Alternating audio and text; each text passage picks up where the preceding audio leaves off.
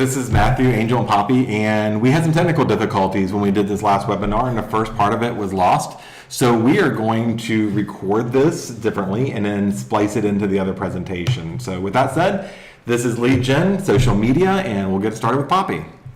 All right, guys, social media. It is a very informal, casual way to interact with your clients. Is it informal? What? We've recorded this like 3 times, so you're just going to get this version of it. Guys, you need to be on social media. Can we start over? Nope, we're going to roll. Okay. They need to know we're goofy. Okay, so social media is probably not where you're going to find a bunch of clients. You may if you are doing your lead gen requests accurately, but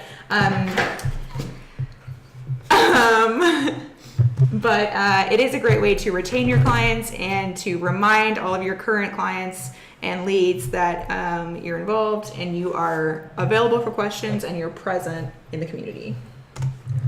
That's us. You can find us anywhere on the internet. Yes, so the one thing I wanted to point out here is that those are all our social dogs. The dog, I was distracted by the awesome dogs.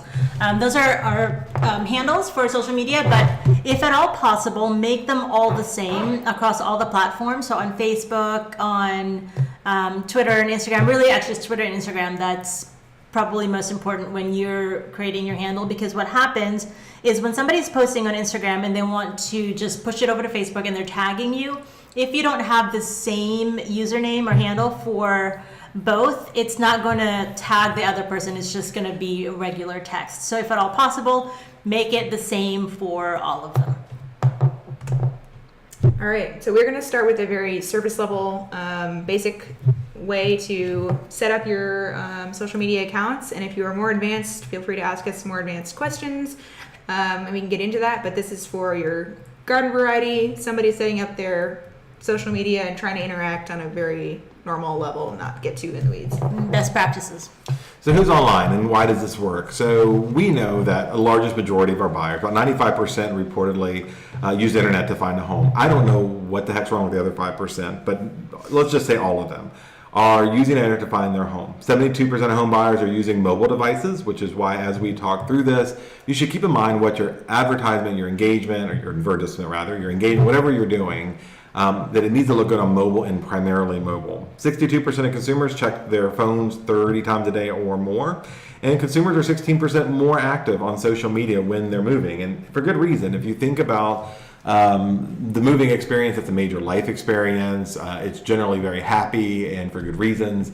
And people are going to share. They're going to share the excitement of the new home and the travel to get there and the packing and all this stuff. And we see over and over again people who do that are getting tons of likes and tons of comments, which just feeds the ego of the person posting and they want to get more information. So we know they're on there, and we know that real estate and what's going on in the community and what's going on in life are big connectors, are social connectors, and a good way to deposit that social energy for others. Alrighty, so a lot of people have, they don't want to be on social media because they know that their clients already have their contact info. Why would their clients need more ways to contact them? So it's not just about them reaching out to contact you, it's also about developing the relationship that you have in an informal way, in a friendly way, and positing yourself as a resource for real estate issues, real estate questions, but also things in the community, and staying up to date with local events and being more available to them in terms of just casual questions that they might have, so that it's not such a formal interaction. They don't have to, interrupt your day to give you a call. They can just sort of leave a comment or ask a quick question and then keep you at the top of their mind as this is the real estate person that I know, and not necessarily have to reach out and contact you. Yep. Yeah, so it's really the best way to engage with the people you know and that already trust you. So when they when they need to buy a house or sell a house, hopefully they're already sold on your expertise based on what you've posted and all the stuff that you've shared online. Yeah, and you don't want to ever assume that they remember who you are, what you do. They may see your posts, may see you passing by in church, or even a family member, just like cousins and things. They don't remember what you're doing at that moment when they need some help with doing those things. This gives you a way to stay constantly on top of mind awareness, or what Google calls the 0 moment of truth, which is content from another session we've done.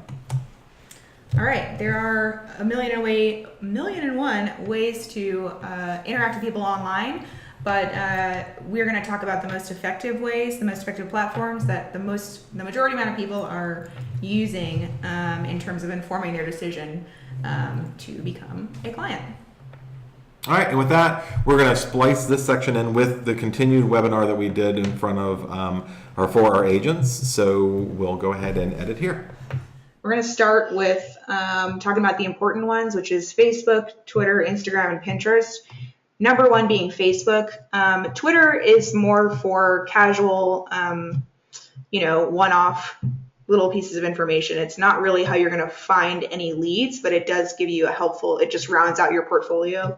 But Facebook is really where you're going to establish yourself every day as sort of a more complex person. It gives you a look into your personal, like your everyday life. You can share so much more information than you can on Twitter.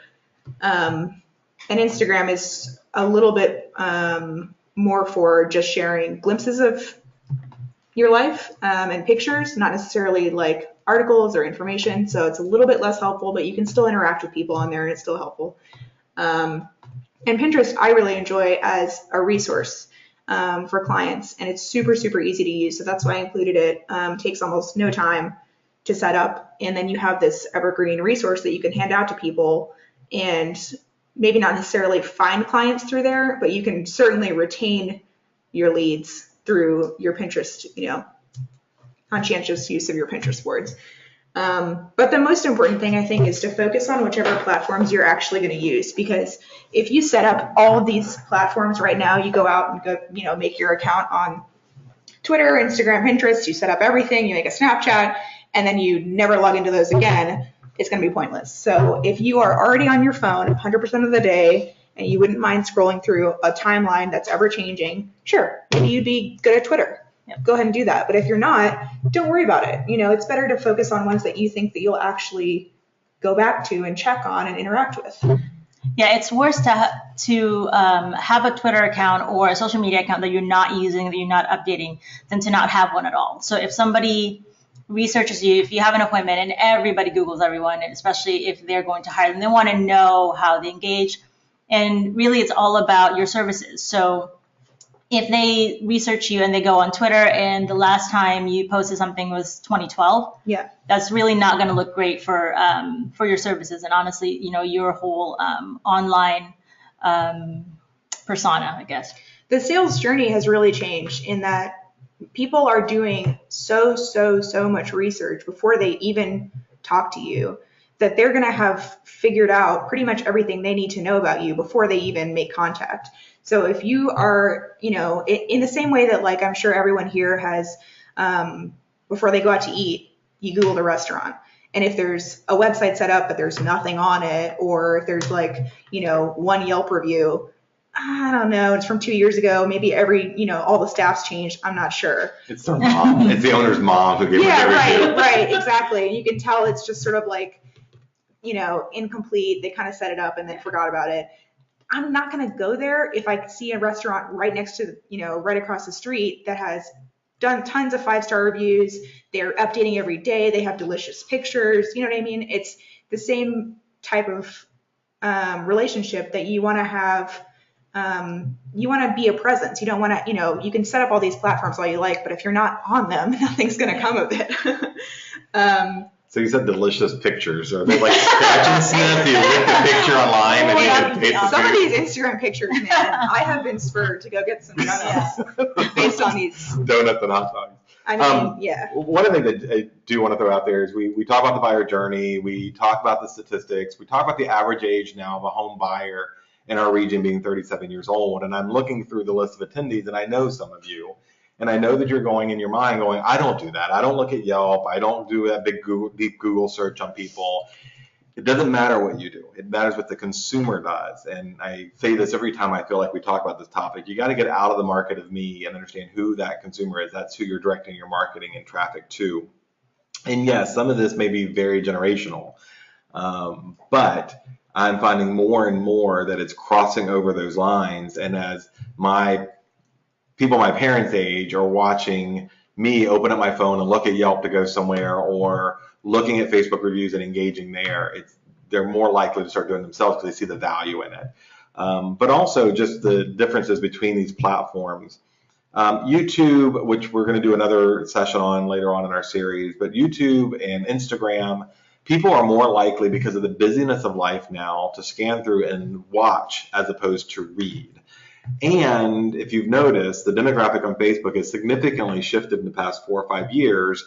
Typically, everybody's parents are now getting on Facebook to engage them and watch them and see what's going on in their lives. So that means Gen X, Gen Y are fading out of Facebook because they don't want to be spied on and going to other less trafficked social media platforms. So there's still a lot of use for it, and there's still a tremendous amount of business. And Angel will share later about some numbers when we get into the Facebook part.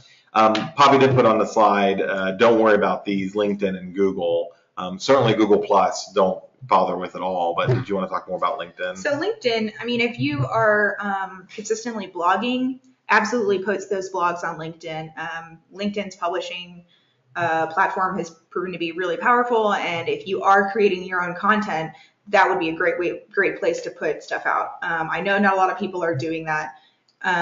You absolutely should, but not everyone has that kind of time. So if you're not, I wouldn't worry about LinkedIn. I would make sure that your profile is complete, fill out all your stuff, put in everything that's on your resume, make sure that it looks good, you have an updated picture, because people will check it, but they're not going to LinkedIn every day to see, oh, what you've updated, what is so-and-so posting today on LinkedIn? That's not going to happen. So, unless you are blogging or for commercial agents, it might be different because they are on business channels. But for the average residential agent, I wouldn't worry about LinkedIn. Just make sure it looks good and it's up to date. Right. It's not really for engagement. You should still have a presence on LinkedIn, but it's not used for day-to-day engagement. Yeah. Okay. So one of the main things that I hear is, I don't know what to post. I made all these accounts and then I don't know what I should really put on it, and I don't want to post about my own self every day, which is a good rule of thumb. You should post 80% stuff that you're involved in, stuff that you find interesting, stuff that you personally would share, and then 20% business stuff. So it should not be 5 real estate listings a day and then 1 open house. Like, it should be a healthy balance of things that are actually interesting, things that someone, if they came across it, would share to their own friends. So a very valuable piece of content that is not just about, a very specific real estate thing, something that someone might share to their own sphere. Think about that when you're curating this content. And then a little sprinkling of here's my listing or something like that. But here's some awesome places to find content. Realtor.org has a styled stage sold blog, and there's the URL. Such an easy URL to remember. Nobody does social like an AR. Yeah, so not every article on there is going to be geared to the consumer, but there are a couple that are helpful. And then home decor and design blogs, you might already follow some, and if you have some that are your own taste, absolutely share those. But these are some. Young House Love is a good one. Bauer Power, they have like DIY and home renovation stuff, and they're just casual personal blogs, but they're nice. Apartment Therapy is always great. Share anything they have, they're amazing. House Beautiful and Southern Living, if you have any particular ones like Country Living or any of the, if you're out in Lake Anna, there's like a particular lake lifestyle magazine out there that does really well. Go ahead and follow that. Coldwell Banker's Blue Matter blog is good. I would refrain from putting like all of their stuff on. Like, I would, mix in all of these so that you're not just putting like 5 Coldwell Banker Blue Matter blogs in a row, because that's going to be boring. So just think about what someone might want to see every day. It's probably not going to be every day a Blue Matter blog, but they do have some really nice articles. What's good thing about the Blue Matter blog, it is because it's a real estate blog, they have things in different categories. So whatever your niche market might be, if you're trying to market to first-time home buyers, they have a whole section for home buyer blogs. It could be any category that they're going to have different blog posts that's relevant to that, like a smart home blog. So if you want to start doing that, you can just pick from any one of their blogs and share that. And they have little little collections too of like first time home buyer, like a section of articles that are like geared toward the first time home buyer journey and stuff like that. So I also forgot to mention like This Old House and like HGTV shows typically have their own little blogs, and you can follow those, and people typically like those shows already, and so they're more interested in what those people have to say. And you also don't have to reshare other people's stuff, although it's a great source and we do recommend it. Just stuff around town that you're doing on your own phone. You take a picture, you upload it. You don't have to narrate it extensively. You don't have to write blog posts about the city of Fredericksburg, although all that stuff has tremendous value. If it's not your thing, a quick picture about what's going on in your life, sitting by the pool, walking downtown, visiting whatever event down there, First Friday, those types of things. That's all great content as well. For sure. For sure.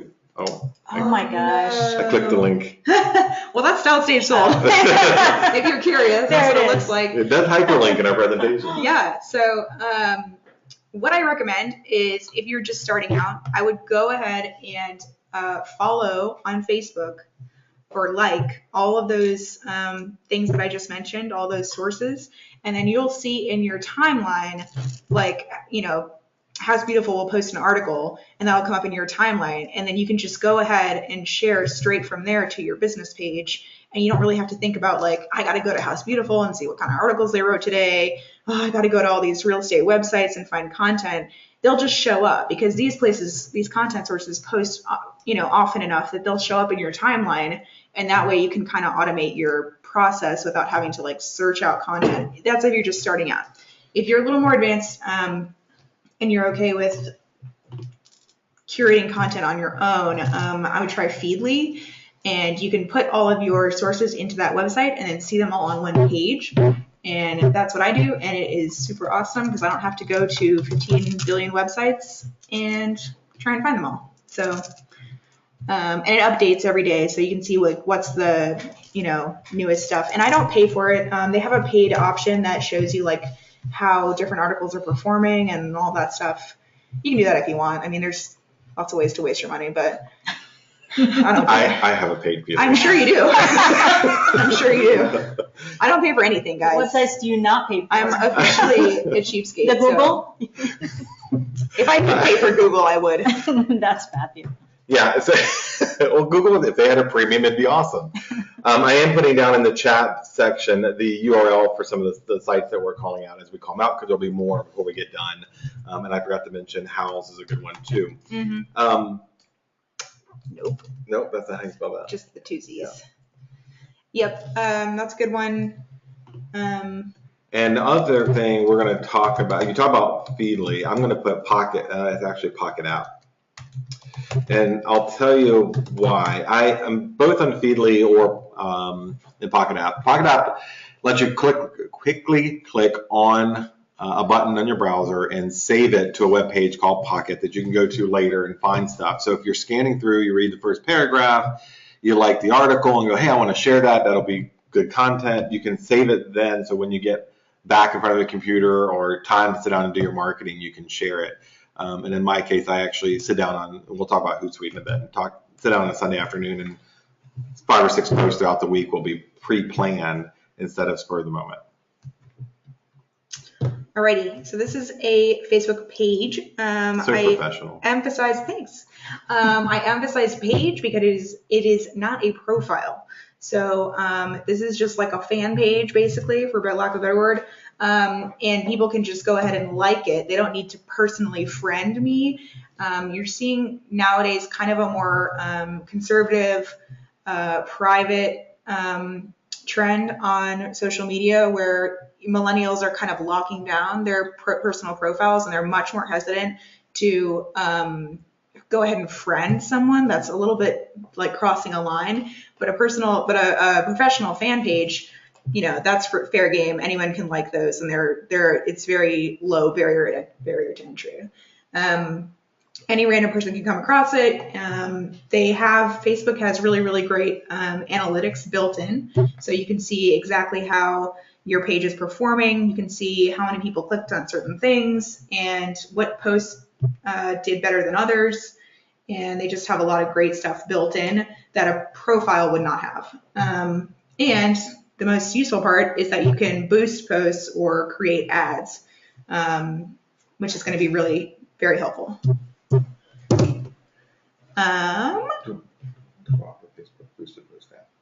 It's in there, yeah. So on Facebook, you're going to post about slightly different things than you would on other platforms. So let's go get to my on Facebook, I post about anything you might tell your clients about. So closing, successful interactions with clients, any charity work or volunteer activities you do.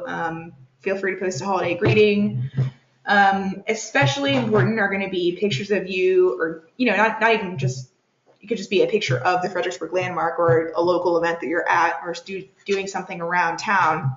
And then go ahead and tag those local businesses or tag those events that you're in, and you can get more exposure that way by drawing in other local entities and then increase your own exposure.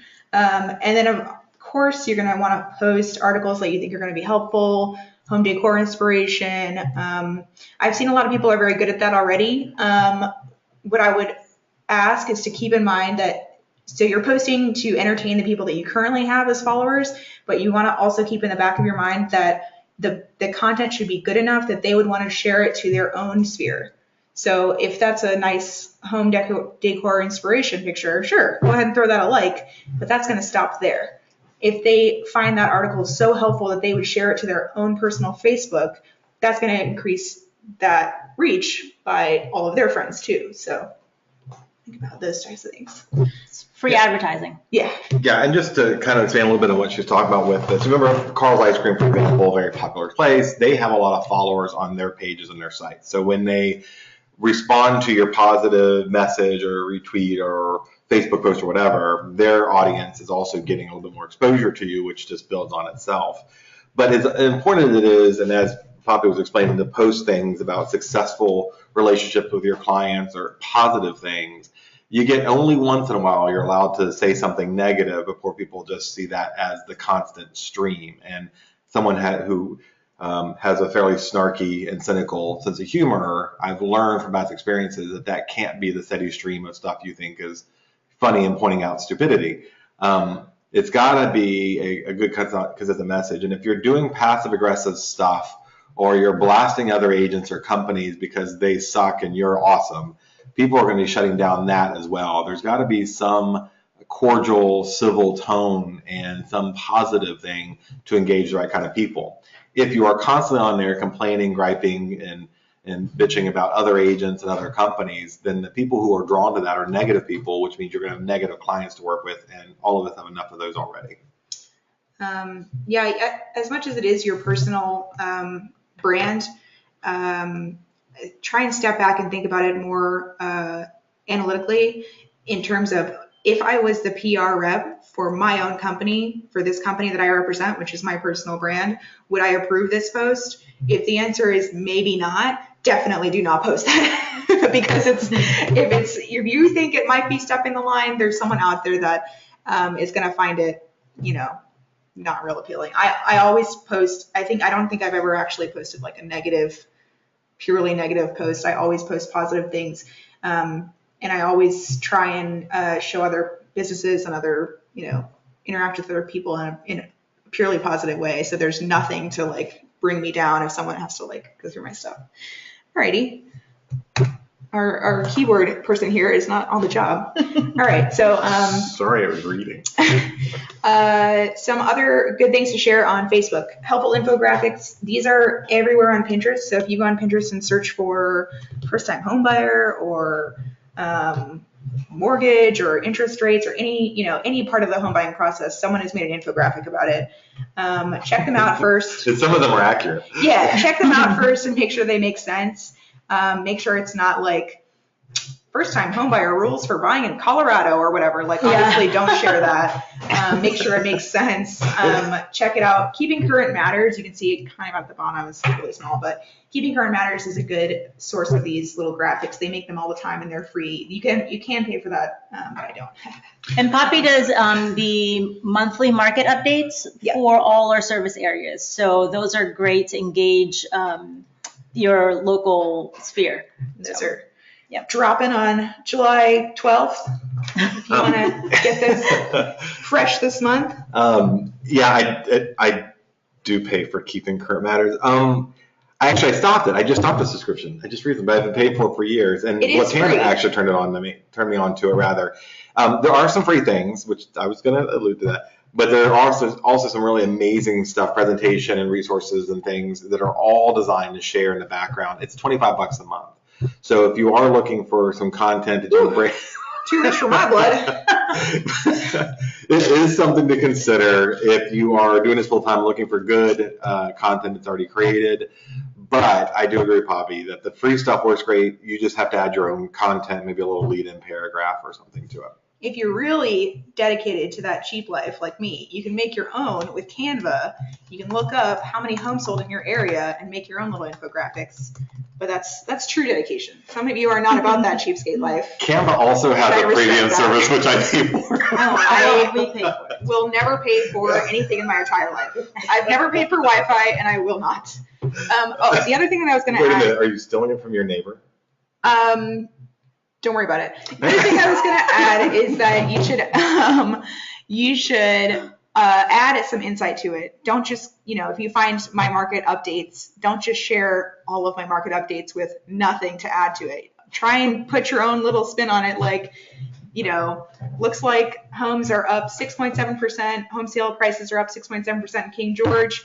Now is a great time to sell.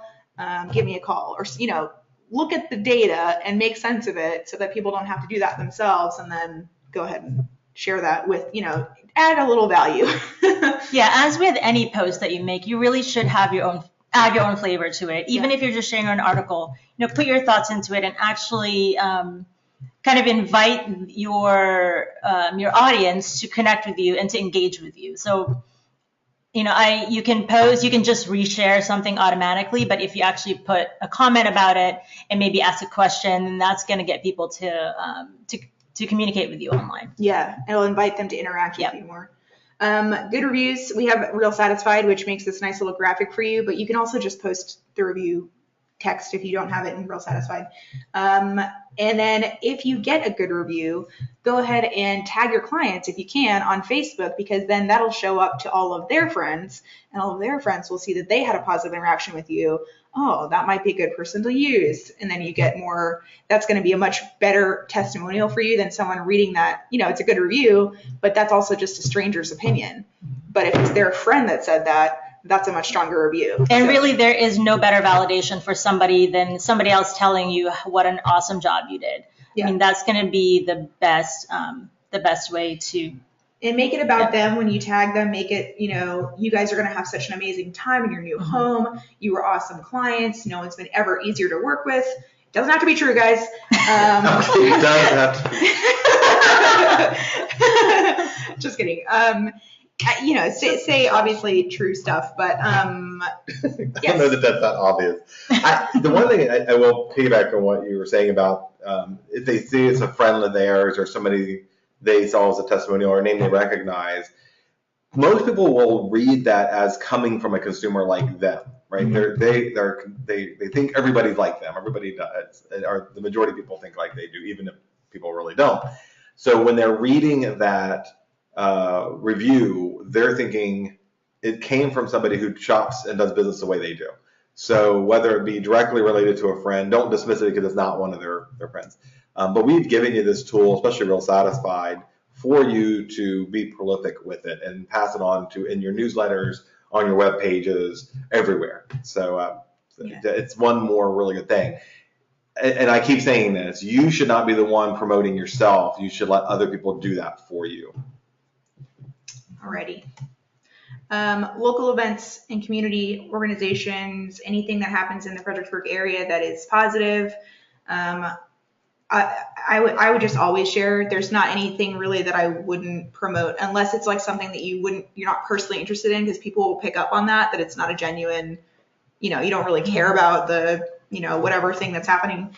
But if it's something that you are actually interested in and you would actually go to and you're genuinely excited about, people will be able to feel that in the post, and they'll get more of an idea of what you're like as a person and that you're involved. What's going on. You actually live here. You're not just commuting in from Northern Virginia and stealing all of our clients and whatever. You know what I mean? So, yeah. Anyways, yeah, really, just being a community supporter is, yeah. To that effect, though, I would not share, even though it is about the community, anything that has to do with like the crime reports or anything like so-and-so terrible accident happened at X place. Yes, it has to do with the community. Yes, people probably want to know about it, but I don't know that has a whole lot of positive effect for your brand, even though you're giving people nice information that they need to know. I don't know. It's up to you, obviously, but I personally wouldn't do it. It's up to you guys, but obviously I don't control everyone's Facebook as much as I wish I did. All right. Are you done? Yeah. Okay. Not sure where that was going. Hey. Okay. Okay, so this is a pretty nice graphic from CoSchedule, and the little link is not on there for some reason, but coschedule.com going to be in the chat. Is in the chat, and they have a lot of blogs about how to optimize your social media, and they are a paid service also. But they have some free content. They do. They have a lot of free content, and they're awesome. So I do not pay for this one, by the way. Yeah. One service. We found one. Whoa. I've got it bookmarked. So they've done a ton of studies, and this is pretty much what they found the best times to post on Facebook are. So if you want to come back to this at any point, you can see all the information. But if you want to make sure that you are scheduling your post at the correct time to get the most engagement and the most eyes on it, I would go ahead and follow these rules, because they looked at all the data and they know best. Even though it doesn't, maybe if it doesn't seem like it would be the right time, it's when people are on. So. And again, I don't want you putting in your calendar at 12:45 p.m. today. I have to save and then launch this thing. That's what the tools that we talked about, Hootsuite, I think we're covering later, and some of those other type of Buffer and some of those type will help you to schedule. Not Buffer. I'm being told nobody likes. If you're Buffer anymore. scheduling posts, this is when to do it. But yeah, I wouldn't drop what you're doing and. I got an alarm on my watch at 9, 1, and 3 that goes off. Says Facebook time. Right.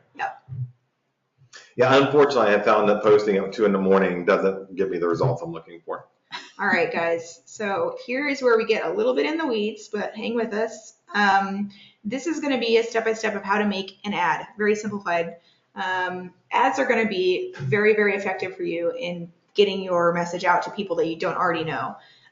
So if you have an event coming up, you can promote that. If you have you want to promote yourself, you can do that as well. If you want to drive people to your website, an ad is going to be the best way to do that for the least amount of money on Facebook. So what you're going to do is you're going to go to these little 3 dots over here, up on the top menu bar, and then go to Create Ad. 3 dots. Oh, no, they're right here. It's backwards. Will it show up on? Can you look at it? All right, so we're talking about going to the ellipses that follow the share button. Yep. And then clicking on that and going down to Create Ad. Yep. Is it? Can you pull up that? Okay. And then Create Ad will bring you to the Ads Manager. Yes. So they've come up with this new Ads Manager page, which is separate somehow, but they have actually added a bunch of options for refining what you're trying to do, which is really nice. So you're not just shotgun shelling, whoever is out there. You can really, really specify and narrow down who you want to target based on what you want to do. So whatever you're trying to accomplish, if you want to reach the most people possible, you want to get people to drive people to your website, you want to watch people, show people a video, get them to watch your video. You can do all of those goals in here. And they kind of have separated out into if you know anything about the buyer's journey, they've separated it out into the awareness, consideration, and conversion stages. But That's fine. They also have down at the bottom, and I did not screenshot that little process because it was just way too many screens to screenshot, but they have lead generation down at the bottom under consideration, and that's new, and they have added a way to get people to put in their information it's like within the Facebook ad. So they don't have to leave Facebook to go to their website to put their information in. They can register and put their email and sign up for a download or something like that without having to leave Facebook, which is super, super nice. So if you are interested in that, definitely check out the lead generation option. And you can go around and play around in here without worrying about, it'll take a while to get to the end stage of like launch ads. So you can make a pretend ad and then see how it works without, actually spending any money. So I would definitely play around and see what the different options look like before you launch one. Yep. After that, you want to make sure you narrow down your audience. So I usually put, depending on your location, I usually do about 25 miles. You can also use CBX to find out exactly if you're trying to sell a particular house. You can look that up on CBX and see who the most likely buyer is going to be, and then really refine it by, it says that 95% chance my buyer is going to be from Fairfax, Virginia, and this zip code, and it's going to be a millennial mom or something like that. And then you can put in, there's a lot of refining that you can do within Facebook's algorithms and stuff to make sure that exactly that person is targeted, and then you don't waste your money. Okay, so typical, I have to be the rainy cloud person. Just remember that you cannot alienate anyone under the age of 55 because of fair housing issues or other certain people groups. Facebook's pretty good. It's really hard, with the exception of age. Most of the features that would be a violation of fair housing aren't an option to you. You can exclude younger people, so you can say no one, and I would agree, probably under the age of 24, I wouldn't bother targeting. There's a lot of them, so it's going to cost more on the per click or exposure thing, and they're not typically buyers. So remember, Virginia considers anyone over the age of 55 to be protected, so you have to include them.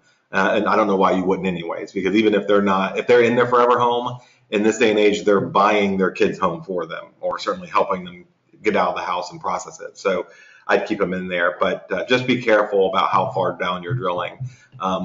Salary is not a protected class, and there is a place where you can say people who make less than $75,000, $50,000 a year, don't bother with them, that kind of thing, depending on the price of your house. But it is a good feature to narrow down and spend your money. And you can see in the right-hand side where it says audience size, it's going to tell you want to be in that green area, maybe a little more to the red where you're a little more specific because you are targeting a certain demographic. Yep. And then you can really narrow it down. I would keep an eye on that little meter. Oh, they can't see where I'm pointing. I don't know why I'm doing that, but no one is watching me currently, I guess. But you keep an eye on that little meter in the corner and the number underneath it, the estimated daily results reach, because you want to get the most, impressions for your money. But you can really, really specify, are there people that are commuters? Are there people, members of a housemate-based household that maybe want to be, so like roommates that maybe want to upgrade to their own house? You can get into like newly engaged for 3 months, newlywed for 1 year. Maybe they want to finally, move into their starter house, that type of thing. Like you can get very, very granular with it. I would be careful because you can eliminate people that may be interested. But it's interesting to see all the different options. So definitely go in and look and see all the different options. And then if there's a house that's particularly, it's a lake house, you can make sure that you include people that are fans of water sports, or, they like all these different pages on Facebook and stuff like that. So all that's very interesting, and you can really get in the weeds with that. But it is helpful in terms of getting the most, I keep saying bang for your buck, but that's what it is. Where's a good place to get the demographic information to target? CBX. She already said that. Oh, You I should pay mentioned attention. I should pay more attention, but it's worth repeating. I don't know that our audience heard you say, but if I didn't, clearly. Yes. But yeah, so it's a good way to, like Poppy said, really narrow down. So if you have a house that may be an entry-level home in the lower price range in like the 200s, it may be good for somebody that's just got engaged, so you can narrow it down to people that may be looking for their first home. So it's a great way to really specify that audience. And also there's a behavior on Facebook that is called likely to move. So you can choose that. It's basically, Facebook has some secret algorithm that we don't actually know how it's like it's pretty creepy. Unicorn stuff they're doing over there. But it looks at the person's online activity, and it determines that their activities online makes it most likely or most probable that they're actually looking for a house. So it actually could be realtors looking at Zillow and realtor.com all the time. But it'll also capture all those consumers that are going to those real estate websites. They have that, and they also have first-time home buyer too, which is interesting. I don't know how they differentiate that, but and then I didn't put it on there in the screenshot, but they have, you can specify by salary. So if it is like a lower price range house, you can, make sure that it's the right people seeing it. That's pretty much that. And then you can specify your budget, which is nice. I would start out low and see how far your money goes, because Facebook is very powerful.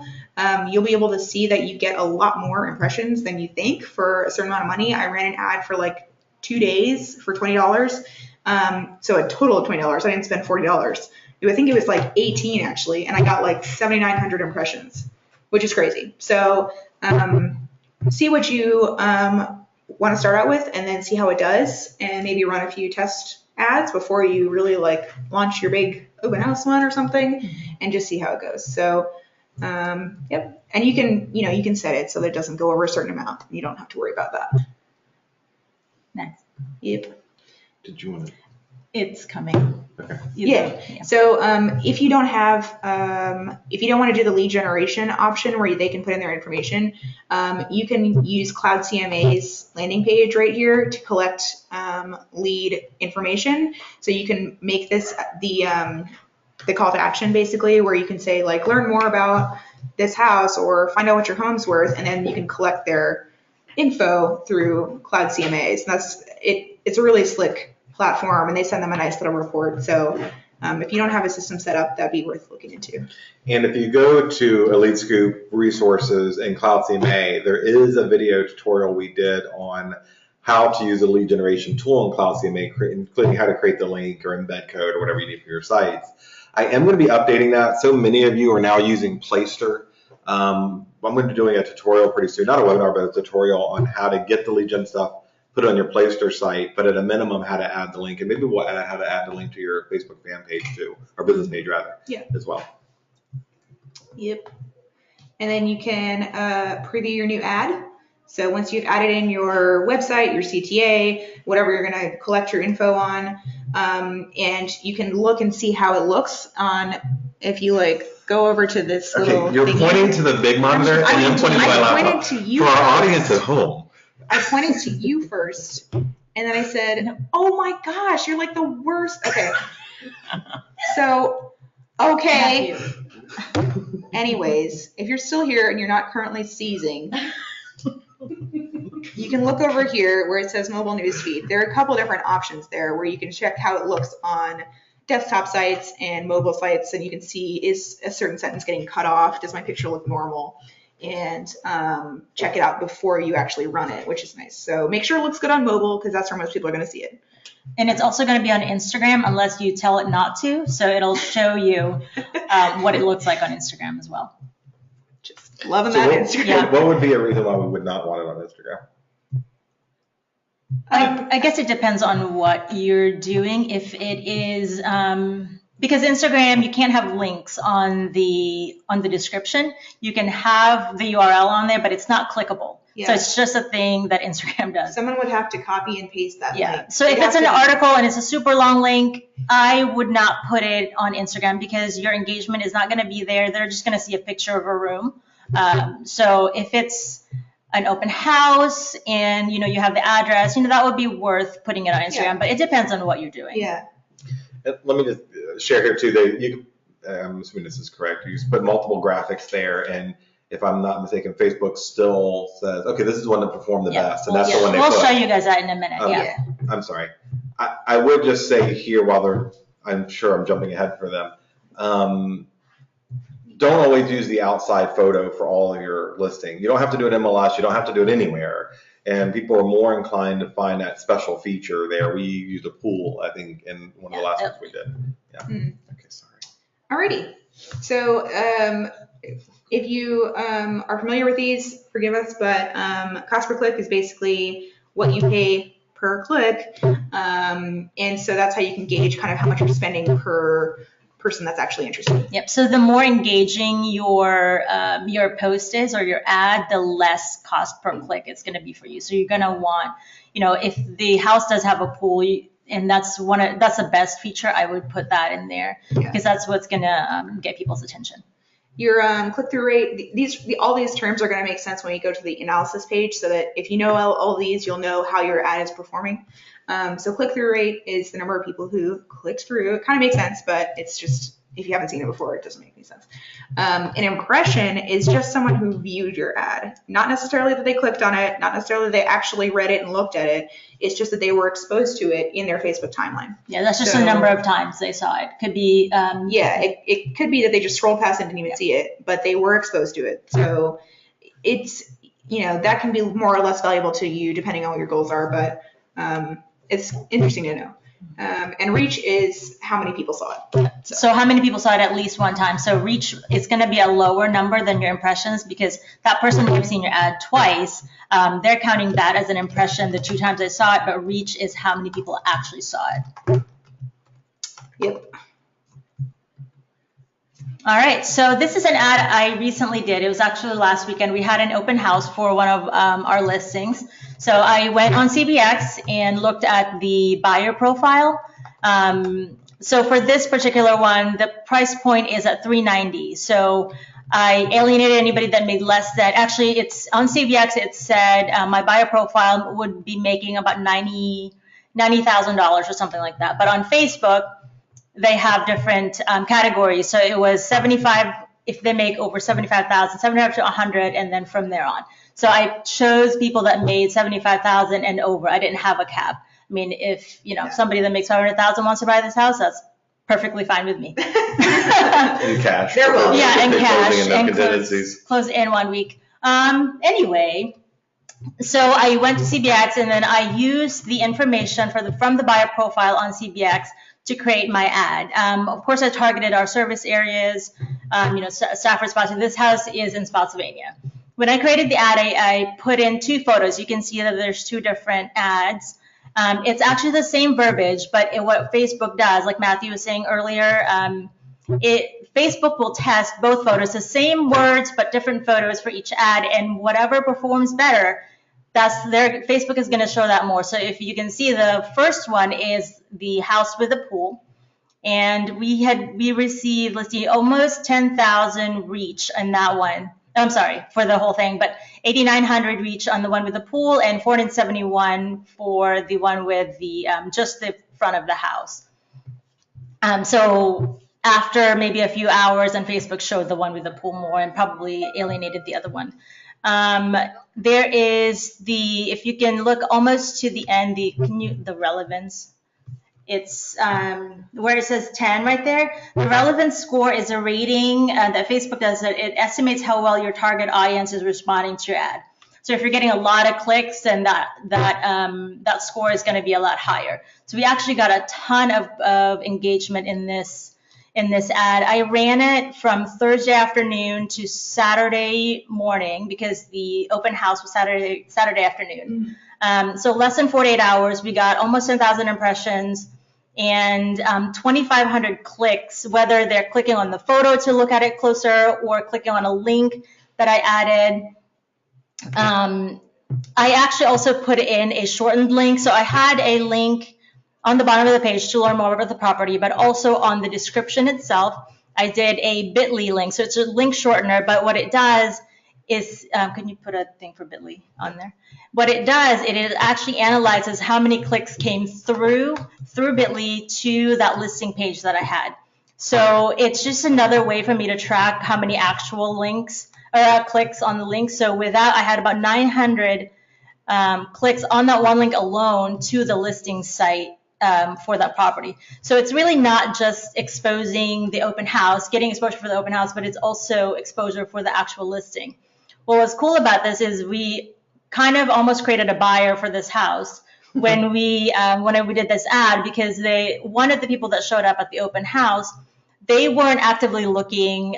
She saw the ad on her Facebook page, and it wasn't like they were looking at houses physically. She was just looking online.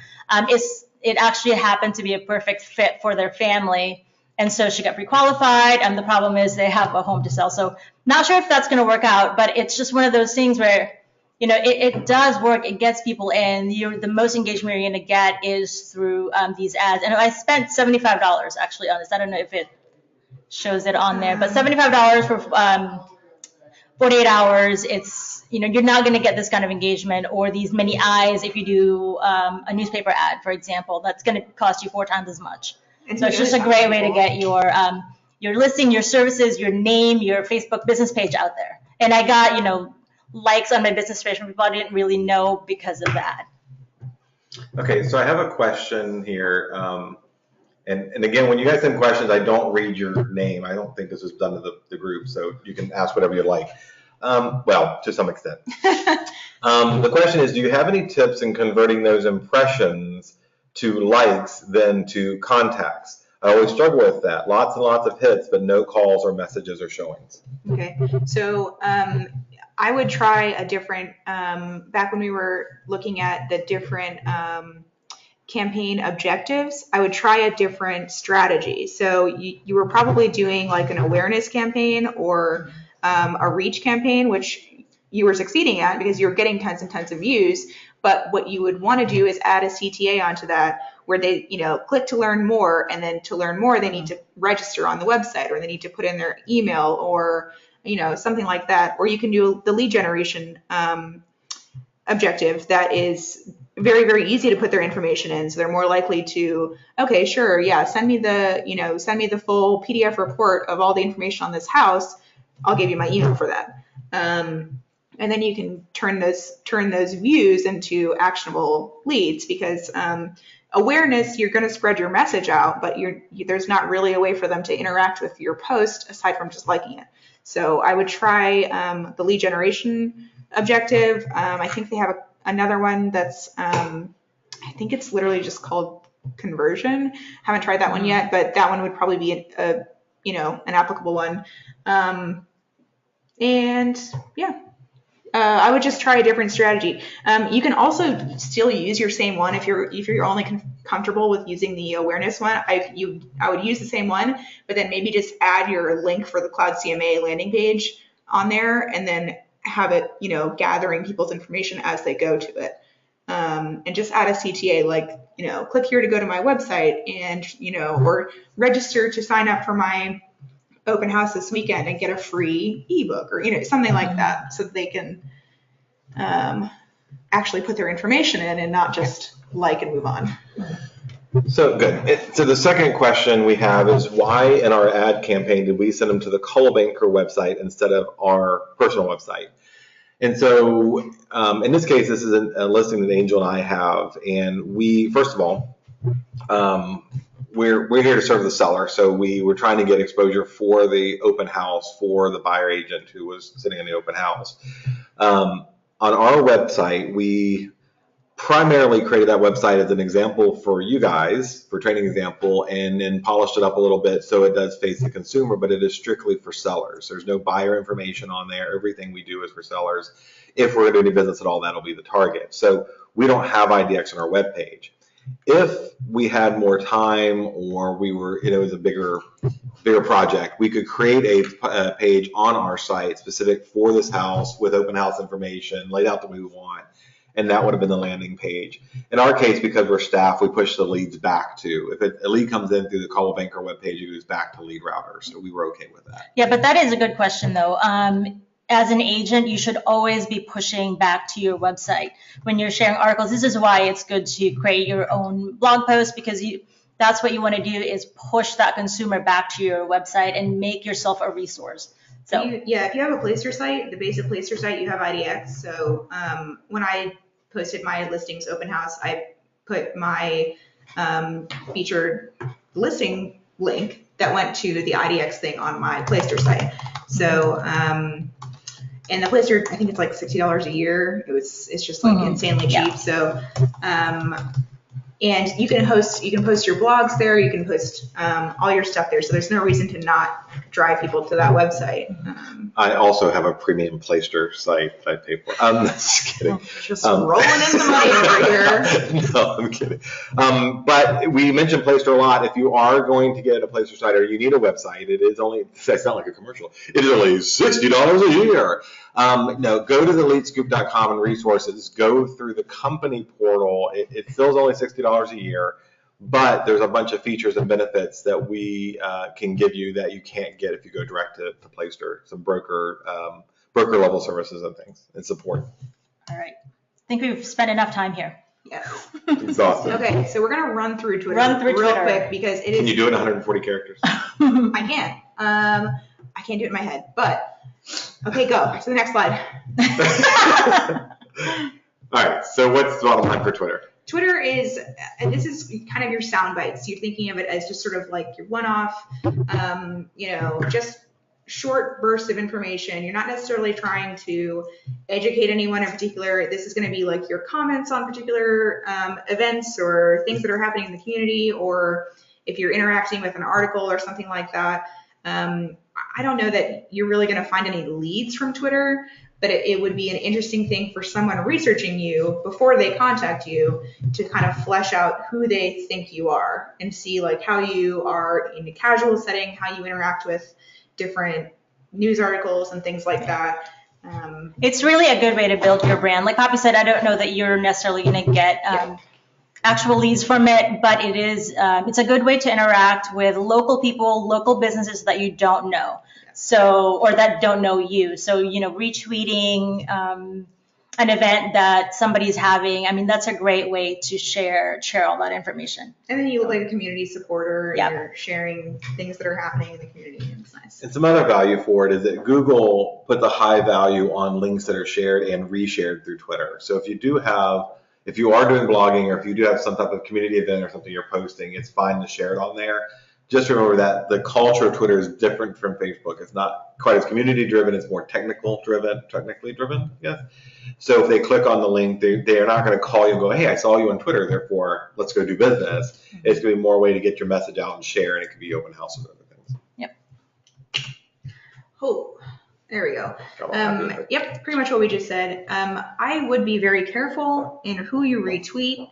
Just have some discretion when you look at the retweets. You don't want to find out too late that you retweeted an account with an offensive username or something horrible like that. So if you're going to retweet things, check them out. Post about local events. Twitter is very short form, so I would not use this as the opportunity to like expound upon articles, but you can put in your 2 cents, and that's kind of what it's for. Retweet only things that you would repeat to your clients in person. Sometimes people get behind their keyboards and they just let loose, and they would never say those things in front of people. Well, let loose at 140 characters. 140 characters. How characters. are you letting it 140 characters? You can do multiple tweets, but yeah. So just take a step back, take a breath. Yeah.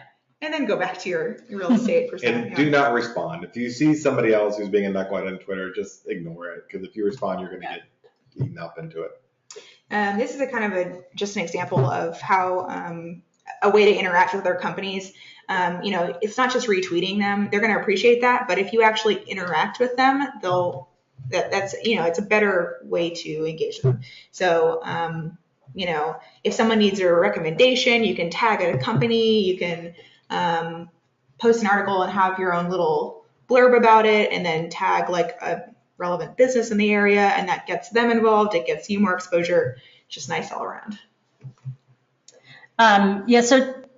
Okay, we can talk about that in a minute. But Twitter is really noisy, so you can. It's really hard to keep up with all the stuff that's happening on Twitter. But it is highly searchable. So people will actually search for a hashtag.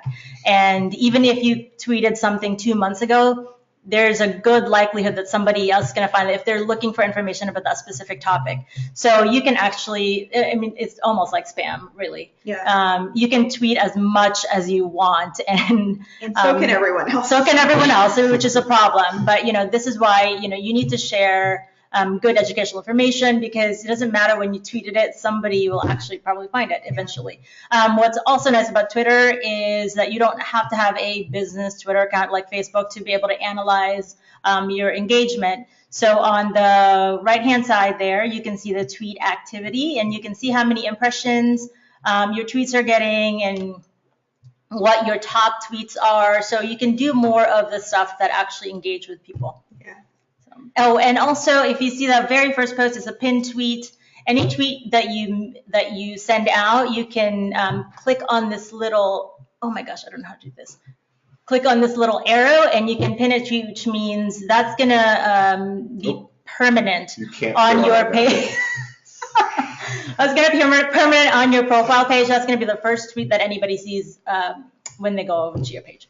So like agent video. Yeah, right, so that's what I have is my video bio, and I've gotten like over 10, 15,000 impressions on that video because I have it on my pinned tweet. Yep, so this is the activity for each tweet. You can actually see how many people engaged with it, which means how many people liked it, how many people clicked on your profile because of this tweet. For some reason, anytime I post a picture of Nala, there's a lot more impressions.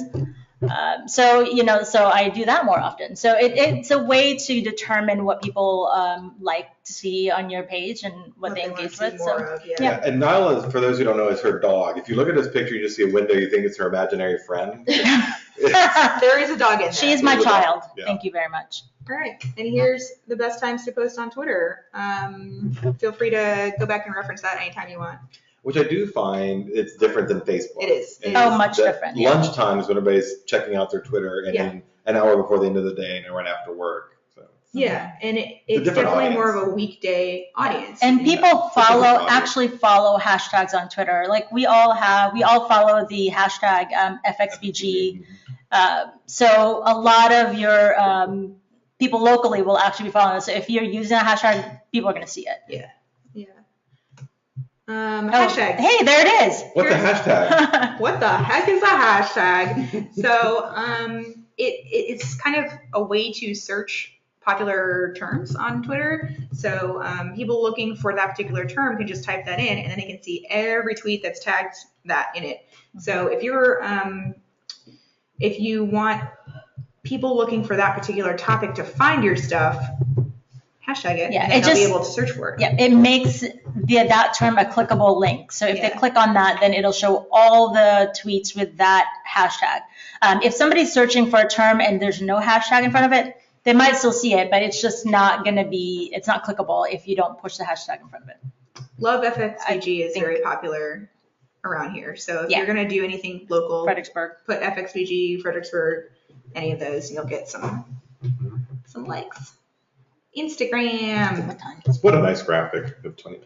Yes. So Instagram is only pictures. I don't know if you can tell, but it's just a kind of a grid of pretty pictures, and there are there's just space for a caption, but you cannot put clickable links in the caption. So the only clickable link that you can put is in your bio, which is right underneath my little name there, and that should be going to your website or your agent profile if you have one, or whatever you want to drive people to.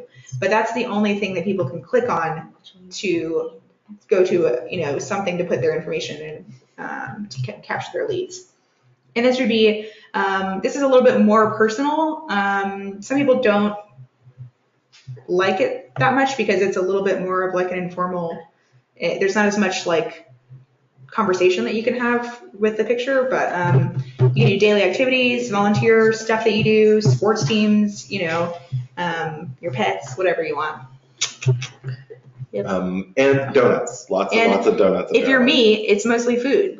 So the thing with Instagram, you know what you're getting into. Yeah, you've got the younger generation that think Facebook is uncool, and they're probably on Instagram. So really, your upcoming client base is probably going to come from Instagram. So even if you don't do a whole lot on Instagram, you should still have a presence on there because that's where, Yeah. you know, the millennials are going to be, and even younger. So if you, Kids today in their Instagram. yes, yeah. Yeah, Yeah. a lot of that. And I'm waiting for someone to ask, because I got asked this the other day, are we going to talk about Snapchat? The answer is no, and mainly because I don't know any of us use it as it should be used. Maybe Poppy does. No, I don't use it because I'm an old fogey.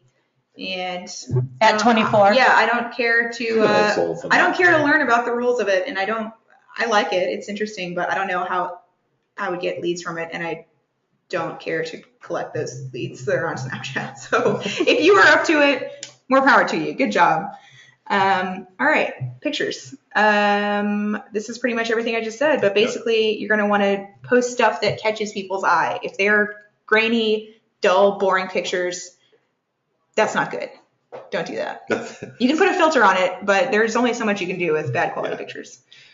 Here's Instagram's best times. You'll notice 2 a.m. is on there because I can't sleep, so I sleep with my phone in my bed, and then I just scroll. And then there's apparently lots of me out there. That's the same. You blood your own call because Wow. everybody 2 a.m. is the best time to post. Yeah. Okay. Great. Pinterest is my favorite one, except for obviously Facebook is number one, but I have a secret crush on Pinterest. So I made a separate Pinterest from my personal one. You don't have to. You can obviously make all your own personal boards private if you want, but I just felt it was easier. And so I made a separate one so that no one sees my embarrassing recipes and workout routines that I'm not doing. But I made a professional one that has a bunch of, and I didn't just make like first time home buyer and just, you know, ones that are just infographics and, you know, solid text ones. I made ones that are also for issues that people have while they're moving. So like curb appeal, home decor. I have a DIY one. I have a, and Baby Makes 3 one about like nurseries and building, you know, all of that stuff. So it's not necessarily just for education. It's also for sharing ideas. So like whenever I'm walking around houses that might need help, might need work, I can say, you know, this is a really cool fireplace, but I saw on Pinterest this really cool idea that people are whitewashing them now. And I'll send you the link. It's a really, really nice look. It would really brighten up this whole living room. And that's kind of a way to connect with them and share that I'm thinking about them. I'm applying everything I know. I've been looking into this, and then I can just send them this link to this whole board. And now they have tons of ideas and they can go through that on their free time. It's also good if you have like a needy client that needs a lot of things to do in their free time, and they can learn about the process, particularly first-time home buyers. They can go through and find out all the stuff they need to find out without having to ask you about it. Yeah, so that's good. Yep. It's actually also good to share the boards when you're sending your pre-listing emails to your sellers about curb appeal or maybe how to stage your home, things like that. So I have a getting ready to sell one that has a lot of things about cleaning and staging and what to put on in the background, what music is the best for making people want to buy your house. I don't know. Anyways.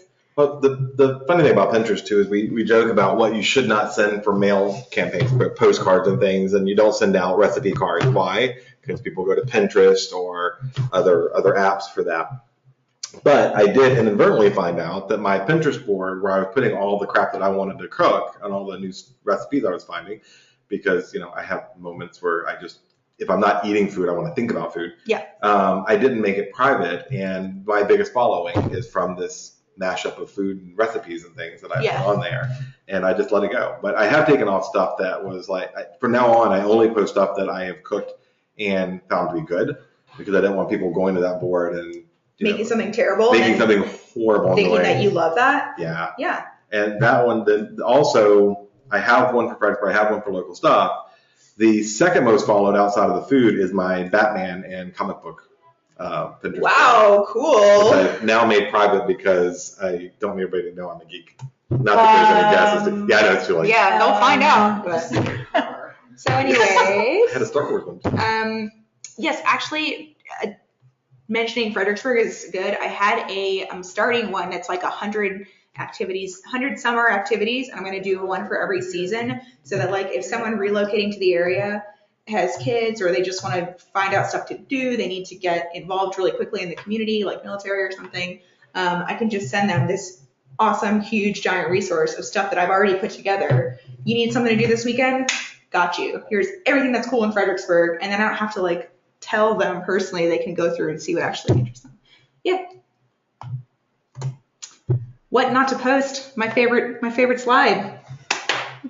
Here we go. Next one, please. I think they're waiting for me again to be the raining cloud. Oh my gosh. Okay, here we go. Finally. I'm just gonna jump in there. Never ever post personal info like your own address, birthday, details about your home. I know some people do post about their kids. I would be very careful with it, and not to post any identifying information or to post things after when they're happening. So if you're going on vacation, I don't know that I would post where your kids are going to be at any particular time. You know, just be conscientious about it. This includes personal details about your clients as well. I've seen Matthew Hussman does a great job of just doing his client's first initials. So he says like, congratulations, R and W. And I think that's really A, classy, and then B, it protects their info. You never know like what their job is. They may not want everyone knowing where they live, things like that. Definitely do not post their new address. It might be, you know, people might be able to piece it together if someone buys your listing or whatever, but don't post their new address. That's not your information to share.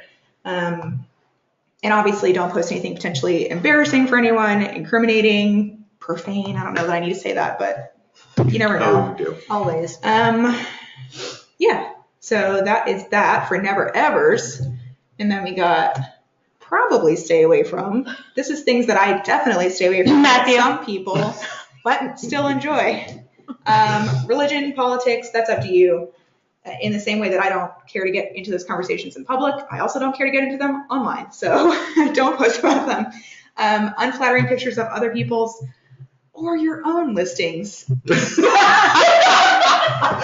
this crappy picture I just took of my listing. You would be shocked. Or the flood that happened in my basement of my yeah, building. let's talk about that. Yeah. So Well, my clients found out that they that there was a waterproofing issue in their basement because the other agent had posted on her personal Facebook, which was public, that she was down there and she'd posted a picture of the flood in the basement and like them bailing out stuff with like buckets and stuff. And I just don't know what the thought process was behind that. But if that's you, this would not be one of those daily activities that you post about your listing. I knew what the thought process was. She was trying to say, hey, I'm a real estate agent. This is what I'm doing right now. I think she was trying to say, oh, realtor's life. Hashtag. yeah, Yes. I think she was trying to say, look what a good realtor I am. I'm down in the, I'm down in the trenches helping you out with your listing. But what it came down to was that people were able to use that information against her, me, and well, not only you, but your client. The buyers The got it. clients figured out that Yeah. the agent was lying about something by using her own Facebook documentation. yeah. Oh, and it's time stamped. We know exactly when she found out about the issue. It's just don't do it. And especially even if you have, I would always get permission before photographing anyone else's listing. But if you have permission, if you take a terrible picture of a dirty toilet, don't post that on Instagram. Don't, you know what I mean? There's no need to do that. Obviously don't badmouth other agents or companies. Not that there would be any reason to do that on such a public forum, but just don't do it. Anything slightly questionable, I always do the grandmother test. If you'd be okay showing it to your grandma, it's probably fine. If she would not appreciate seeing it, probably don't put it on your professional page. Yeah, and so Angel called me out when we talked about religion and politics, but if it's not okay to say that the KKK sucks, I don't want you as a client. So if that offends you and you don't work with me because of that, and then I'm okay with you going somewhere else. All right. Angels up. Okay, so internet standards, I know this is so exciting, guys. Get ready. All right, so we have a page on elitescoop.com/resources. It's on the next one, yeah. Oh, it's on the next slide. Okay, awesome. You basically just have to have disclosures on all of your social accounts and your website and all that stuff. So there's a one-click away rule.